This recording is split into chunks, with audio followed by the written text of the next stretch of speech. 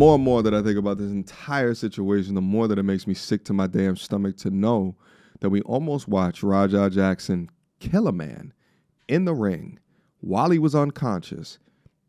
It's just insane to think about. Nevertheless, these four brothers sat down to have a conversation. They're all involved in some way with the wrestling federation that was hosting the event. The young man right here, he's the one that hopped in the ring to finally put a stop to the 20-plus unanswered blows from Raja. Now, a little bit more information about this brother. He goes by the name of the Epic Douglas Malo. All right.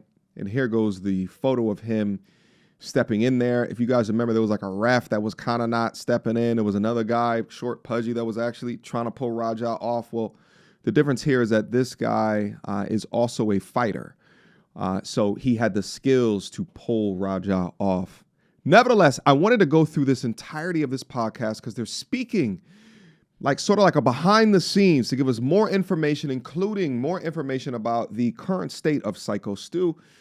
Let's get after it. And last thing I want to say for our viewers, for those of you guys that don't know, I actually trained at the same school 11 years ago, a long time ago. I know Psycho Stu personally. And yeah, so to get started with it, what actually happened to Stu? How bad are his injuries? Broken facial bones is from what I'm hearing. Missing teeth. Has no recollection of what happened. Incoherent. And then even from the people closest to it now that I'm disassociating with, they won't even put up the full story. Stu's pretty fucked up, I'll put it this way. What happened yesterday is he choked on his own blood. On his own teeth, I heard. Yeah, teeth and blood. And he lost all of his teeth, right? A lot of them, yeah. Broken facial bones. He was out on the slam, and then the guy had made contact multiple times. I remember seeing that, kind of being in shock, and then I just went.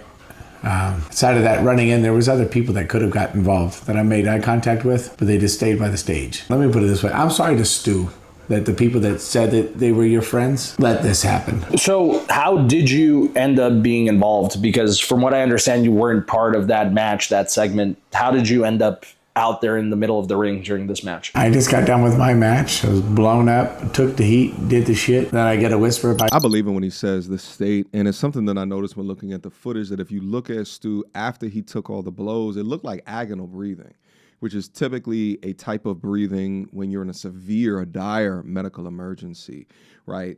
Heart attack, stroke, lost conscience. And what it is your brainstem's response to trying to breathe.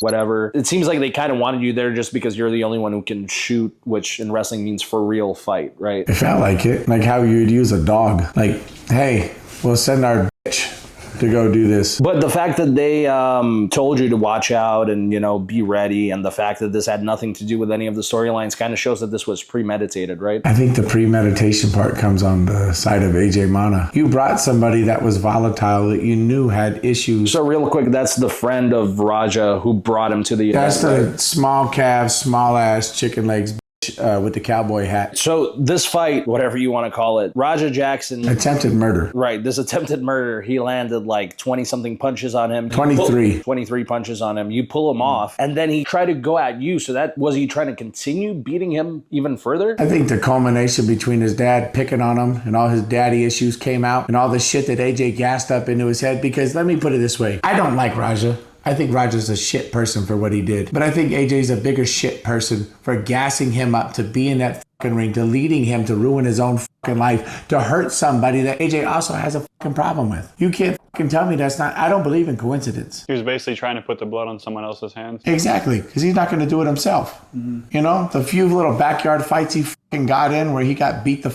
up, and then you got somebody that's a real fighter, trained by somebody that's one of the greatest of all time, and then you had him do your dirty work. He ruined two people's lives. So what happened when you got involved with Raja? Why did he want to keep going? Well, I know his chat was like gassing him up to leading up to it, which we've talked about. Another reason why live streaming is toxic. Yeah. Just goes to show. When you're a man, you're in control of your life. If you do things for other men, you're their bitch. You are not a man. Basically you're a puppet. Doug, so what happened when you and him squared off? I just went in there to stop it first, you know, because I was kind of in shock. I saw Stu. I saw the punches. It felt like slow motion. I'm looking around. I'm looking at Stu's friends staring at me, not running in. I'm only running in. Somebody pin Stu after he almost got beat to death. People are so chicken shit that they don't understand violence. Yeah. They don't understand what's going on. They don't want to partake in anything. They weren't willing to save their friend.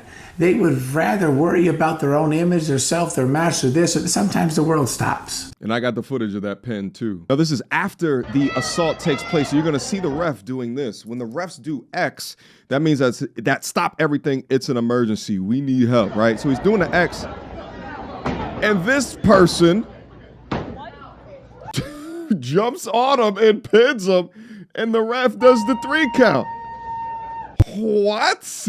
By the way, the agonal breathing that I was talking about before, watch his breath patterns. Watch his chest. Look at him. Like punched him for real. Oh. Look at it. Look at him breathing like that. And by the way, when you're breathing like that, there's not enough oxygen getting to your brain. Sometimes the world stops. You could go to the store one day, be shopping for fucking groceries, and if you see an old lady get beat up and fucking robbed, you have to do something. Sometimes the world stops. So these fucking people are sitting in the fucking ring watching a man get beat to death that they call a fucking friend. The people in the back are fucking telling me, hey, can you go out there and make sure nothing bad happens? So now I got all this responsibility. But at the same time, if I'm AJ Mana, if I'm the people that told me to fucking go out there, if that's the person I brought, or I know this whole situation is going on, I'd be right at the fucking ring. If somebody told me that Ian had the possibility of having a fucking fingernail being put out of place because somebody might be a little off in the ring, you think I would take a fucking chance of my friend getting hurt? I'd be in the fucking corner of the ring on the very side in the front fucking row. You couldn't move me from the fucking spot. I'd run the whole fucking show. Fuck all of you. That's my friend. That's my family. That's somebody who means more to me than anything in the world. I would never let something fucking touch him.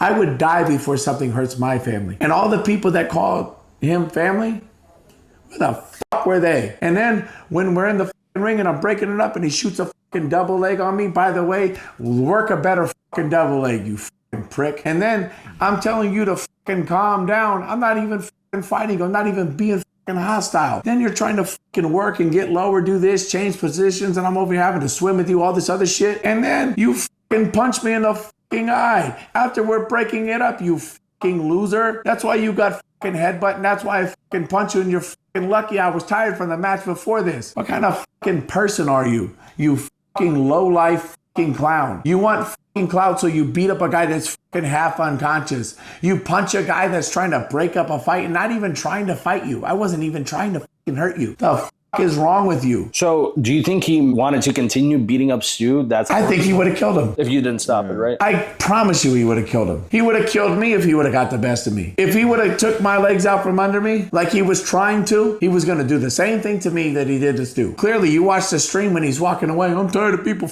fucking with me. I don't care how many times you've been fingered in your life, bro. I don't give a fuck. If you got a fucking problem with the fucking world and the people around you, change your fucking people around you. Change it up a little bit. Go to therapy. Get some fucking help. Don't take it out on everybody else. And then you want to train by one of the best fighters to ever fucking live, your fucking father, use his fucking clout, use his fucking knowledge, and then you want to hurt people that don't fucking train like that? You're a fucking bully. You're a bitch. Fuck you. Fuck everybody who taught you that. So after all this happened, as far as the show, Listen, I was actually thinking about this the other day. Let's say that he went in that ring. Let's say everything happened the same, right?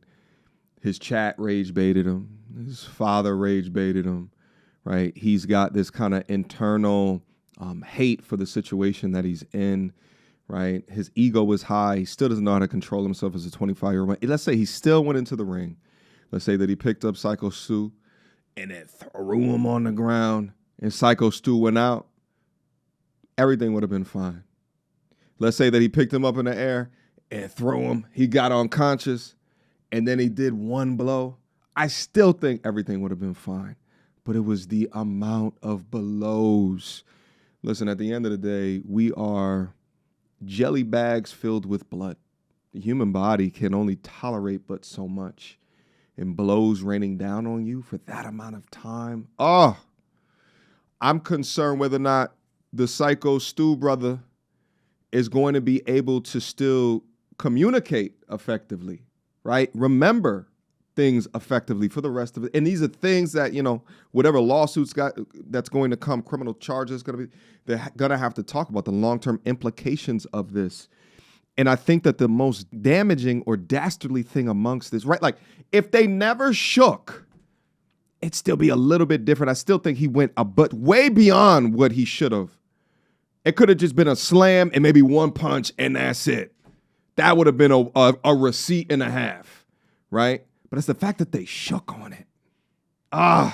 Quick emergency meeting. I was recently searching for my name online and found way too much personal information, which brought me down this weird rabbit hole of how that could have happened, and found out that there's companies out there called data brokers that will sell your data to marketers, scammers, and even stalkers. And it's a nasty, disgusting feeling knowing that there's bad actors out there selling my information, selling your information for profit. But that's why I'm recommending today's sponsor, Aura. Now, I use Aura to automatically remove my information from these sites and keep my information off.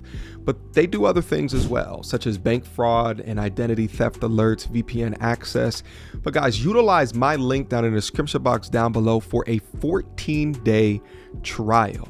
At least see if you've been compromised. Privacy is king in this day and age, and you should know if your information is out there. So again, utilize my link, aura.com/MTR, in the description box down below to try 2 weeks free. That's way more than enough time to see if your personal data has been exposed.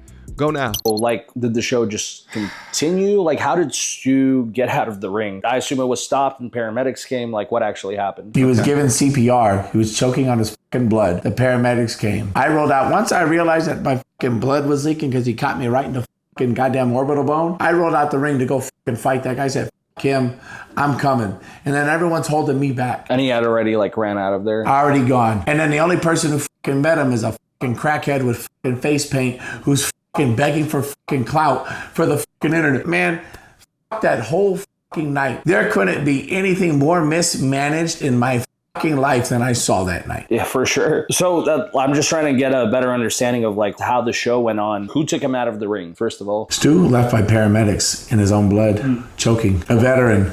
A war veteran. Was he stretchered out of the show? Yes, he was a load and go criteria. After that, did the show just continue as if nothing happened? There was kids crying. There was women and children upset. The little girl, Sophia, in my tag team, she saw the whole fucking thing. And as an adult, that's my job to, is to protect everybody. And I fell really short. I talked to her dad. She said she saw everything. She tried to get out of the car, come back, and see if Stu was going to be okay. And it's fucked up. You have kids at the show, you have families at the show. We're supposed to be here for a good time. And why I keep bringing up that fucking asshole with the stupid cowboy hat? Because you brought somebody that was volatile. You knew he was volatile. You set him up. You had him do your dirty work at a show where everybody's doing this for entertainment.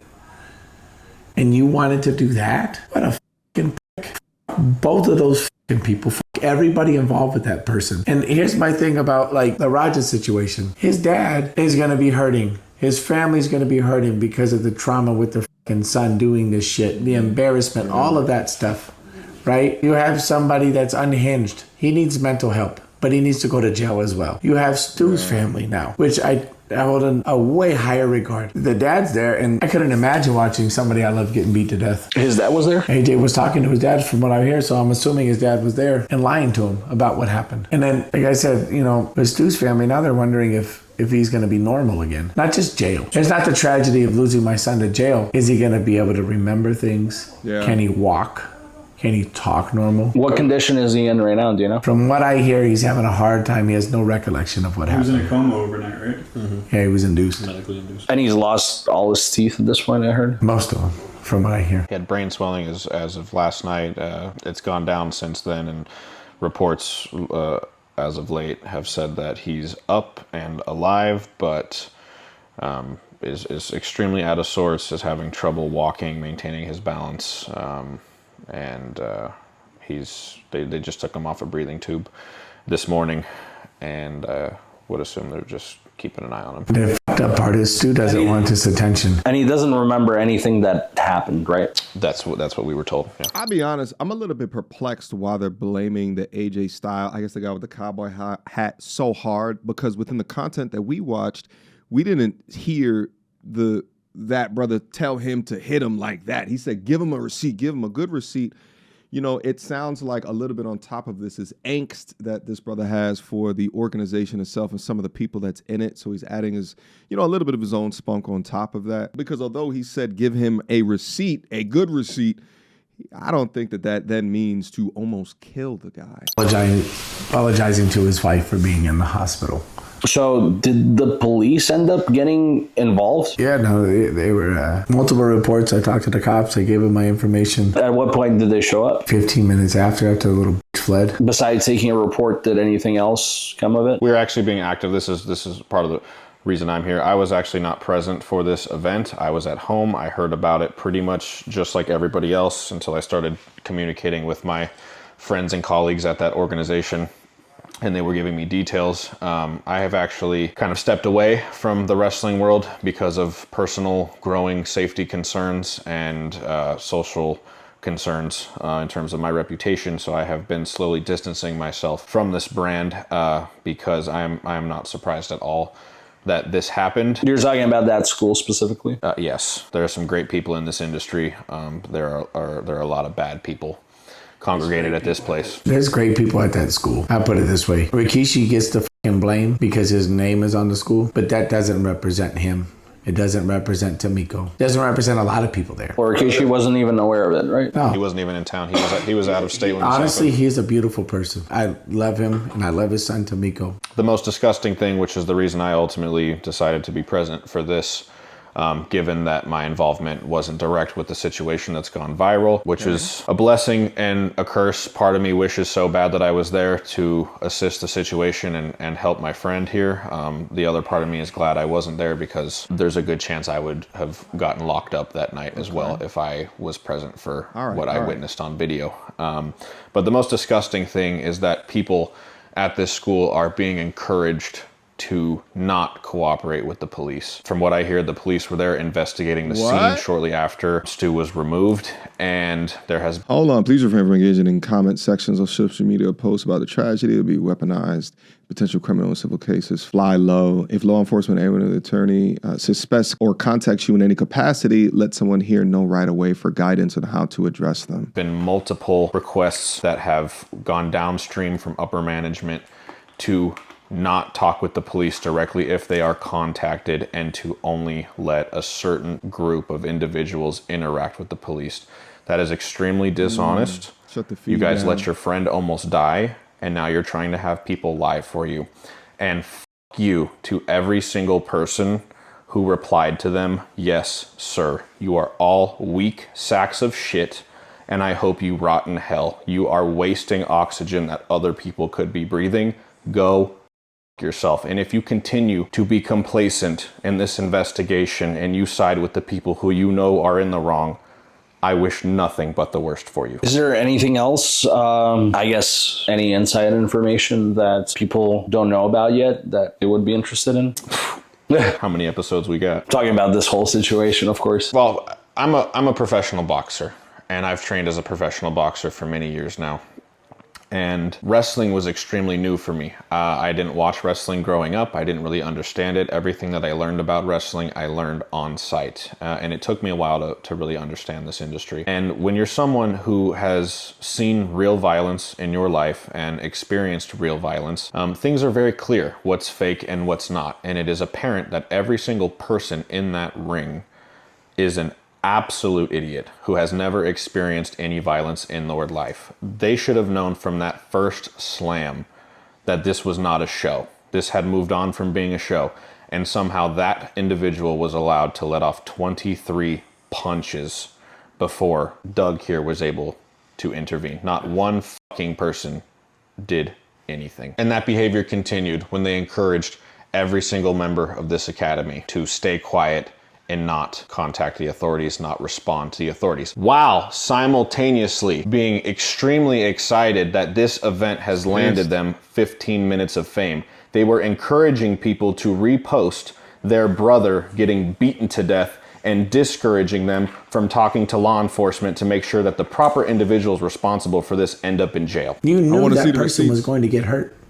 You knew something was fucked up. I made eye contact with people from the side of the ring when I was going in. I saw you by the fucking stage. It's not a big fucking room. You could have went around. You could have went through the stage. Well, what the did you do? You watched your fucking friend die.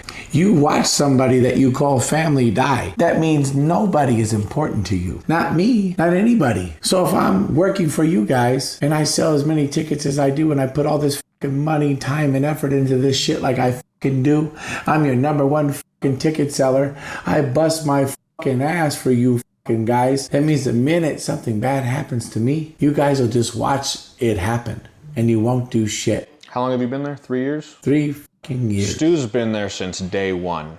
Shit. And they let that happen And to he's him. a fucking sweet human being. Yeah, he was there when I was training 11 years ago. I love you, Stu, and I'm sorry for the drama. And I'm sorry for the people at Knox that don't deserve this. So, Doug, are you still a part of Knox Pro? No. What's the point? They would watch me die. Facts. How can I trust you with my body? I'm going to let you pick me up for a body slam? I think it's all fun and games. I'm having fun. I think it's fun. I get hit with chairs. I'm laughing with my friends. But if I'm getting hit with chairs, metal fucking chairs, my head's bleeding. I got scars all over my fucking dome from this shit, right? And I'm having fun and I'm thinking, we're all having fun together. But then I realize you're trying to hurt me. And then I'm thinking, maybe, they didn't mean to fucking hurt me.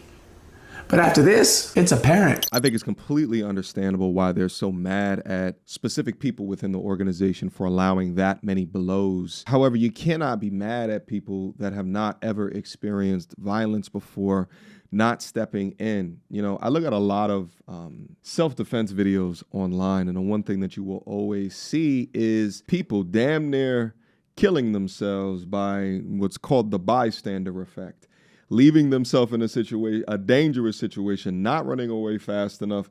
I've seen some videos of people just laying down when there's like an emergency or a violent situation, but yeah, they'll just lay down on the ground and just lay like, excuse me, what's the name of the bird when they get scared? They just put their head into the goddamn ground, or the goats when they get scared, they just seize up. There's human beings that will do that shit as well, right? But outside of them understanding violence, is what he's saying is that, well, you call him a friend, how didn't you step in at all in any of the 20 unanswered blows? And I understand that argument, as well as the organization is going to do what the organization does, which is try to protect the organization. That's why they don't want people to say anything, because anything that gets said could be utilized in law against them. Again, I'm not saying that that's right, but I'm saying that from a business perspective, I can understand them wanting people to keep quiet. But from an honesty, morality, and integrity perspective, they should be working with the authority so that the proper consequences for those actions are actioned upon. Let's finish up. And we showed them that's how adults act. So, do you guys know if Raja ended up getting arrested? I don't believe so yet. Hopefully. What I want more than anything, go get some fucking mental help. Go get some fucking counseling. Hope your dad fucking sits next to you and get you a hug for once. And stop making fun of you on the fucking internet. Because apparently the internet and the fucking opinions on the fucking internet mean more to you than anything else. I don't think your dad's a bad person. I think he's just trying to rib you. He's trying to harden you up. But you're sensitive. You're soft. You think everything is a personal attack. And now look at you. I mean, yeah, he literally sat there and let the chat rile him up. He's on video, and this is where he's going to get real fucked, is he's on video as the chat's riling him up. And you can check the clips online. He's saying, yeah, I'm going to fuck him up. I'm going to hurt him. I'm not going to stop. They told me I could do it. They gave me the green light. This is going to be real. He's premeditating the attempted murder that he is about to commit. And this is, I mean, millions of people have seen this at this point. It's a fucked up situation. I couldn't imagine being a father and having a son that did something like that. And I couldn't imagine being a father and had a son who had something done to him like that. And I've been telling people even on Reddit, put yourself in everyone else's shoes that was involved. There was kids that were traumatized. Isn't it something that you want to sit there and just poke fun at and make fun of? These are people's lives changing, you know? I hope people find a happy medium and realize that this social media shit, like all the clout you want, all this publicity and fame that you want and the attention you're getting, it's not the right way to do it. There's people hurting. Do we have anything else to add, Tanner? What do you guys think? Why don't we pitch the idea? Hey, Rampage, you're getting fucking sued all over the place because you piggyback your fucking son's fucking life. How about this? Why don't we just fucking have a boxing match? Why don't we just fight? You'll probably whoop my ass and I don't give a fuck. You raise money for your fucking son's legal defense and I'll raise money for Stu. By the way, I'm assuming by the time this video is out, there'll be a link to Stu's GoFundMe. There should be a link to Stu's GoFundMe. So we'll put that. Nobody donate to anybody that's not directly willing to give all 100% proceeds to Stu with proof. Stu's wife deserves that and Stu deserves that. Yeah, ultimately it's all right. Let me stop the content right here. Another thing I just wanted to say, on the piggybacking off of the last couple of things that they were saying is that there were some comments down from yesterday's video where people were saying, well, the kid's just soft, I've had my father talk to me in that way, like the kid needs to just grow up. I think the context that you might be missing is that your father did that to you in private. Did it to you in private. It's a lot different if you talk to people in a certain way and the public there is watching, right? A lot more of your ego can get involved. And it's not even just the public that is watching. It's the whole internet. What's done in private or, the tough ways that you try to raise your son, that don't need to be brought out in the public, right? That can stay in private. We don't got to see that because it was impacting him. And this is the evidence that it was impacting him, all right? I remember when I used to be in corporate America, one of my managers told me that you correct in private, you praise in public. And because Rampage didn't do that, and as well as treated his son like a friend, and as well as the son having some baked-in mental health issues, and as well as the son having the rage bait of 12-year-olds that apparently he valued with what they thinking or said, while also having another wrestler okaying the receipts, while also having a sprinkle of post-concussion syndrome on top of all of that, we got this violent mess right here. Guys, drop me your questions, comments, concerns down up in the comment box down below. I want to continue to talk about this subject. I was actually thinking about going live and, we can have like a conversation, a call-in show, because there's still a lot of people that are down up in there that thinks that Raja was justified in going in there and hitting Psycho Stu in the way that he does. So I want to hear from you guys face to face on the matter. All right. Until next time, YouTube. Peace.